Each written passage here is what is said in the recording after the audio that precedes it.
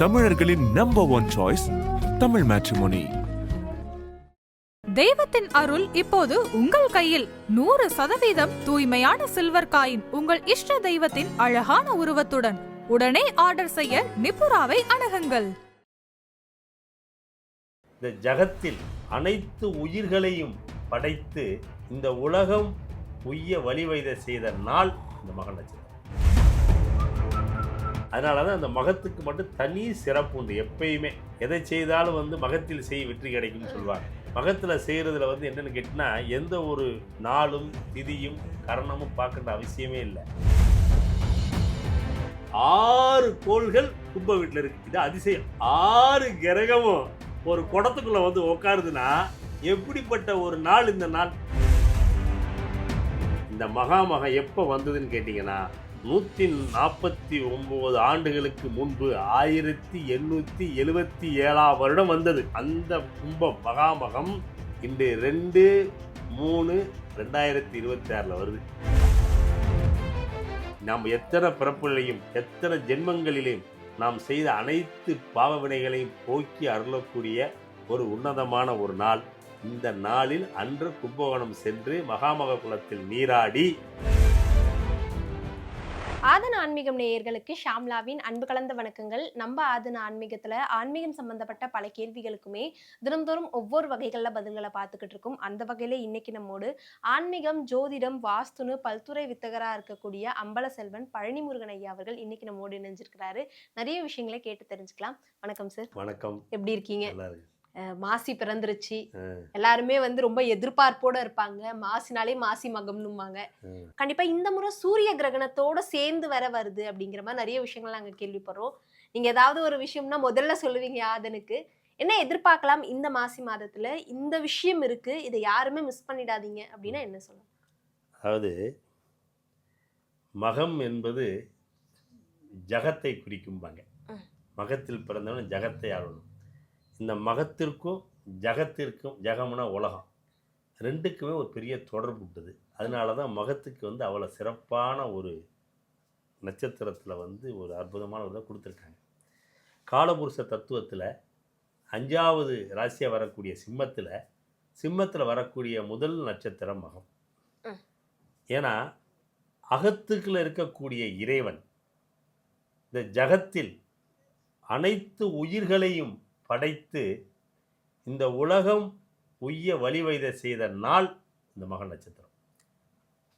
ஏன்னா அகத்தில் இருக்கக்கூடிய இறைவன், ஜகம்னா உலகம், உயிர். அப்போ இது எங்கே நடந்த அப்படின்னா மாசி மாதம் நடந்ததாக வரலாறு. ஏன் மாசி அப்படின்னா மாசி மாதம்தான் கும்பராசி, கும்ப மாதம்னு தமிழில் பேர்.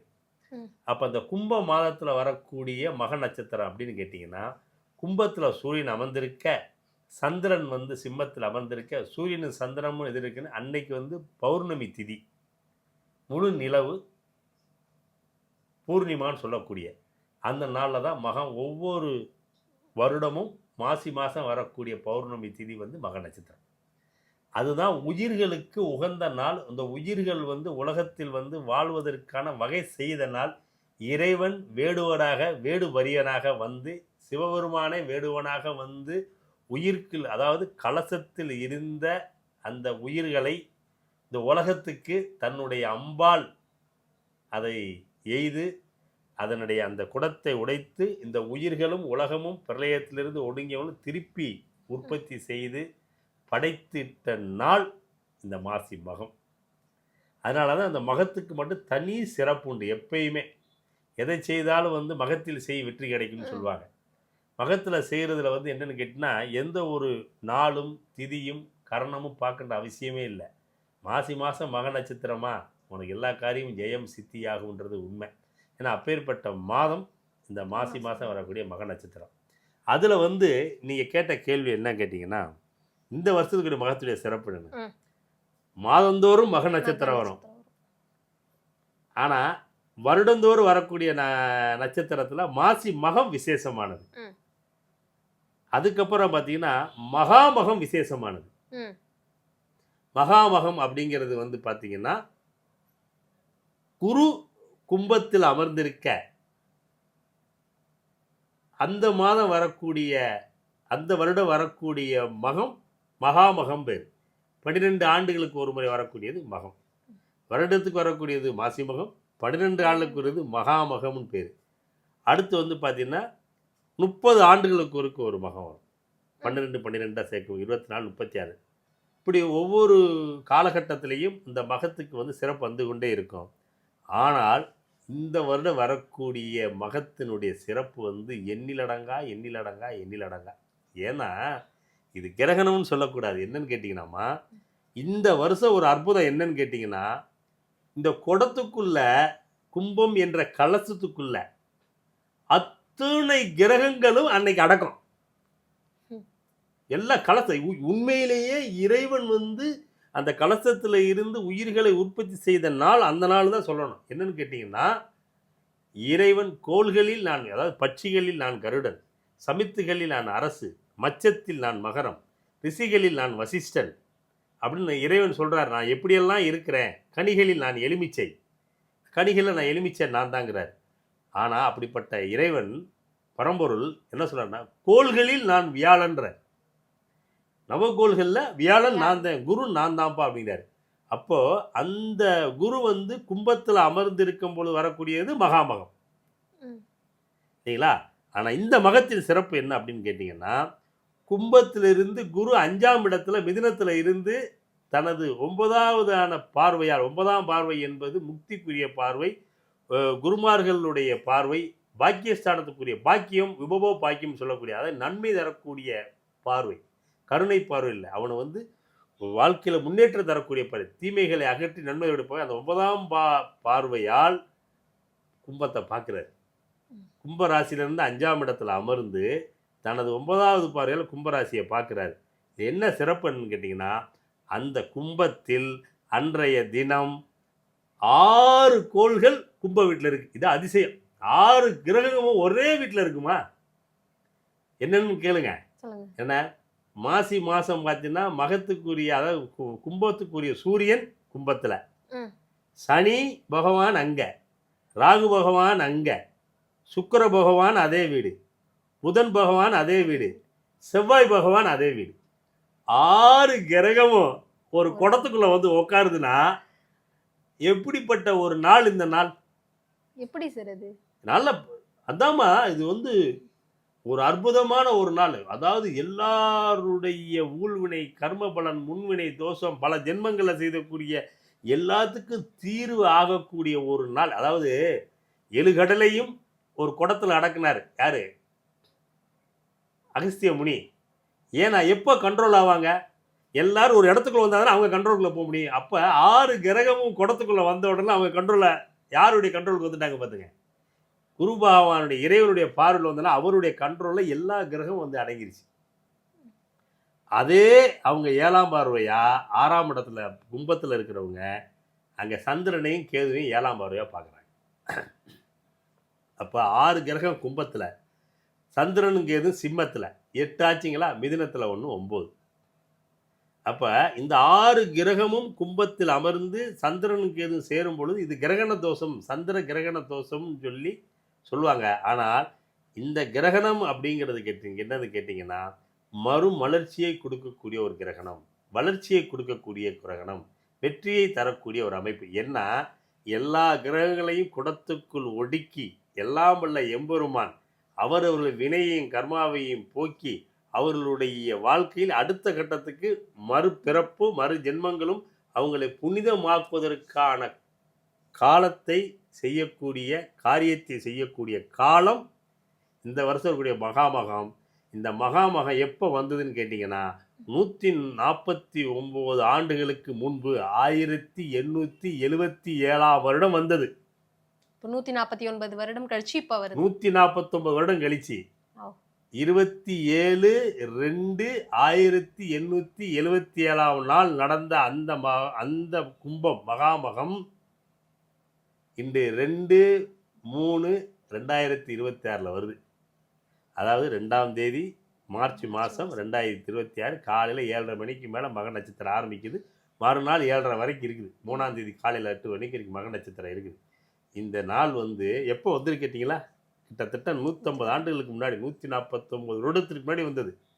இது நினச்சி பார்க்க முடியுமா? நீங்கள் 12 வருஷத்துடைய மகாமகத்தை பெருசாக பேசுகிறீங்க, ஆனால் 149 வருஷத்துக்கு அப்புறம் வரக்கூடிய இந்த மகா நம்ம எத்தனை தலைமுறை போயிருக்கோம். போன தலைமுறை கிடைச்சிருக்காது, அடுத்த தலைமுறை கிடைச்சிருக்காது, இனி அடுத்து 150 வருஷம் 200 வருஷம் ஆகுமோ நமக்கே தெரியாது. ஏன்னா இத்தனை கிரகம் ஒன்று சேர்றதுங்கிறது பெரிய விஷயம்.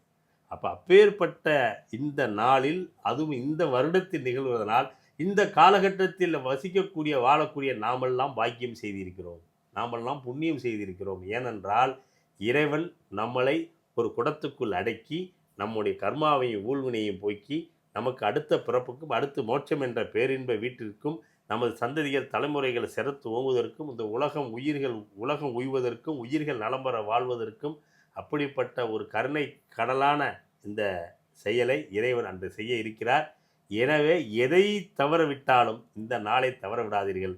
இதற்கு கும்பத்தை தலமாக கொண்ட கும்பகோணம், அந்த ஊர் பேரே கும்பம்தான், கும்பமேளா அப்படின்றதுனால அந்த கும்பகோணத்தில் அன்று அந்த மகாமக குளத்தில் உள்ள 21 தீர்த்தம், 3 தலைமுறை 21 தீர்த்தத்தில் நீங்கள் அன்னைக்கு குளித்து உங்களுடைய புனர்ஜென்மம், அதாவது புல்லாகி பட்சியாய் பறவையாக பழுவை உருங்களாக மாணிக்க சொல்கிற மாதிரி நாம் எத்தனை பிறப்புகளையும் எத்தனை ஜென்மங்களிலையும் நாம் செய்த அனைத்து பாவ வினைகளையும் போக்கி அருளக்கூடிய ஒரு உன்னதமான ஒரு நாள்.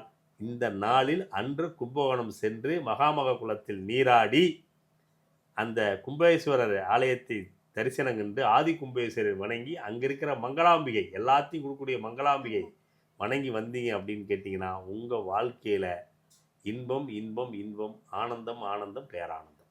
ஆனால் சில பேரால் அவ்வளோ தூரம் போக முடியாது. இந்த மாசி மகம் அன்னைக்கு இதை மறந்துடாதீங்க. கண்டிப்பாக உங்களோட வீட்டில் இதை பண்ணீங்கன்னா நீங்கள் சொன்ன மாதிரி கல்வி வளமாக இருக்கட்டும், அவங்களோட வாழ்க்கையில் அவங்க ஓங்குறதுக்கு உங்களுடைய இந்த ஒரு விஷயம் பரிகாரமாக, இந்த விஷயம் ஒரு சிறந்த விஷயமா இருக்கும்னா என்ன சொல்லலாம்? அதாவதுமா, எல்லாரும் கும்பகோணத்துக்கு போவாங்களா அப்படின்னு, அப்படி போனவங்க பாக்கியவானுங்க புண்ணியவானு வச்சுக்கங்களேன். அப்படி செய்ய முடியாது. இந்த மாதத்திலே, இந்த மாசி மாதம் பிறந்துட்டாலே எல்லாரும் கும்ப வழிபாடு வீட்டில் பண்ணணும். கலச வழிபாடுன்னு பேர். இப்போ குடமுழுக்குன்றோம் கும்பாபிஷேகத்துக்கு.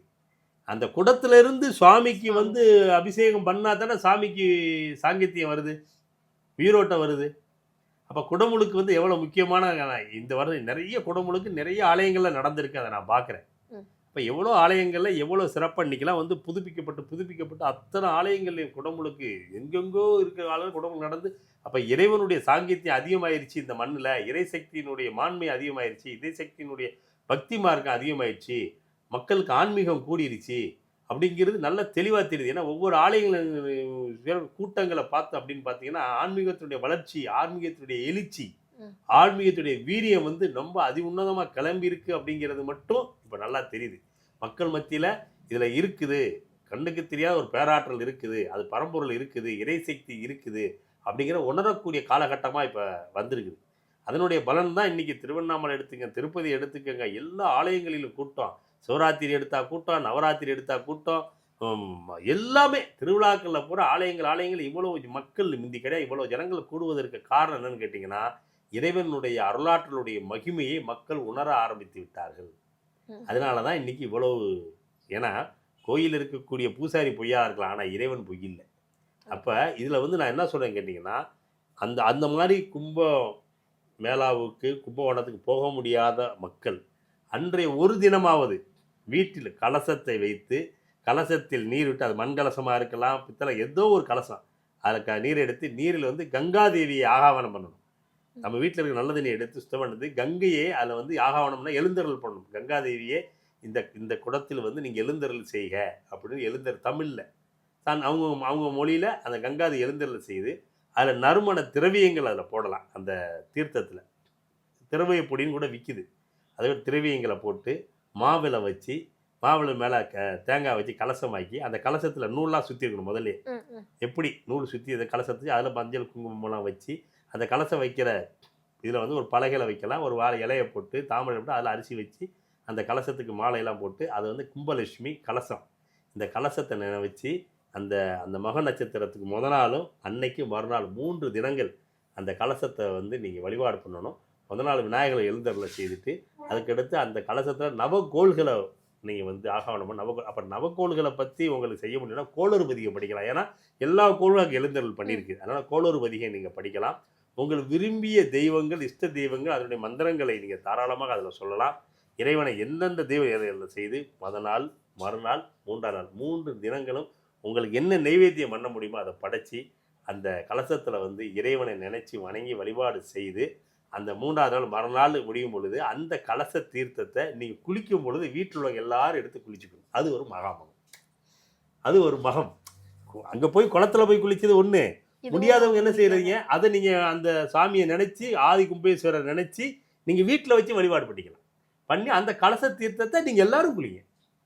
இந்த கலச வழிபாடை யார் யாரெல்லாம் பண்ணலாம் சார்? யார் பண்ணா என்ன பயன்கள் கிடைக்கும்? எல்லாரும் பண்ணலாம். இதுக்கு என்ன எதுவுமே விதி விலக்கல்ல. அனைவரும் பங்கேற்க எல்லாருமே மனிதர்களாக பிறந்து எல்லாருமே பண்ணலாம் கலச வழிபாடை. அதை நீங்கள் ஒன்று முத நாள் பண்ணிவிட்டு அதுக்கு முத நாள் பண்ணிவிட்டு மகத்தன்னைக்கு கூட நீங்கள் முடிச்சுட்டு, ஏன்னா 3ஆம் தேதி காலையில் வரைக்கும் மகம் இருக்குது. அப்போ முத நாள் 1ஆம் தேதி நீங்கள் கலசம் வைக்கலாம், 1ஆம் தேதி பூஜை பண்ணலாம், 2ஆம் தேதி பூஜை பண்ணலாம், 3ஆம் தேதி காலையில் 8 மணி வரைக்கும் கலசம் இருக்குது. அப்போ 3ஆம் தேதி காலையிலே தீபாரணம் காட்டு கலசத்தை எடுத்து எல்லாரும் குளிக்கும் பொழுது அதில் அந்த தீர்த்தத்தை மிக்ஸ் பண்ணி எல்லாம் அன்னைக்கு குளிச்சுக்கலாம். உங்களுக்கு நீங்களே குடமுழுக்கு பண்ணிக்கலாம். அங்கே போய் பண்ண முடியாதவங்க இப்படி பண்ணும்பொழுது ரொம்ப விசேஷம். இது 149 ஆண்டுகளுக்கு பின்பு இந்த வருடம் வருகிறது. எனவே இந்த மகத்தை நீங்கள் தவற விடாதீர்கள். உங்கள் வாழ்வில் மிகப்பெரிய வெற்றியும் மகிழ்ச்சியும் மங்களமும் கிடைக்க வேண்டும் என்றால் மங்களாம்பிகை உடனுரை அமர்ந்திருக்கக்கூடிய ஆதி கும்பேஸ்வருடைய எம்பெருமான் வேடுவராக அவதாரம் செய்து உயிர்கள் உய்ய உலகம் நலம் பெற இந்த மண்ணில் அவதரித்து நமக்கெல்லாம் நன்மையை செய்த மாபெரும் புண்ணிய நாள். இந்த நாளில் அனைவரும் பங்கு பெற்று இறைவனுடைய அருளை பெற்று வாழ்வில் உய்யமாறு இந்த ஆதன் ஆன்மீக சேனல் நேயர் மூலமாக உங்களை எல்லாம் கேட்டுக்கொள்கிறேன். தொடர்ந்து இதை பாருங்கள். நன்றி, வணக்கம்.